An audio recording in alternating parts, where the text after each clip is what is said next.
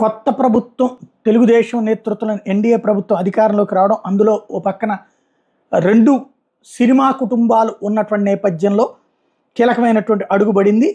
ఆంధ్రప్రదేశ్ ఉప ముఖ్యమంత్రి కొణిదెల పవన్ కళ్యాణ్ గారిని విజయవాడలోని క్యాంప్ ఆఫీస్లో కలవబోతున్నారు ప్రముఖ టాలీవుడ్ నిర్మాతలు.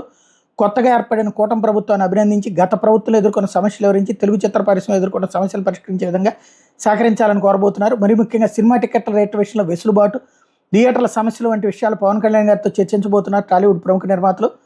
పవన్ కళ్యాణ్ గారిని కలిసే వాళ్ళ Ashwini Dutt, Harika, Haasini, Chinababu, Mythri movie makers Naveen, Ravishankar, Sithara entertainments Nagavamsi, people's media Vishwaprasad, Vivek, Telugu film chamber అధ్యక్షుడు దిల్ రాజు, దామోదర్ ప్రసాద్, భోగవల్లి ప్రసాద్, డివివి దానయ్య తదితరులు ఉన్నారు. సినిమా రంగం ఆయన ఎదుట తమకు సంబంధించి అవసరాలు ఏంటో చెప్పబోతోంది.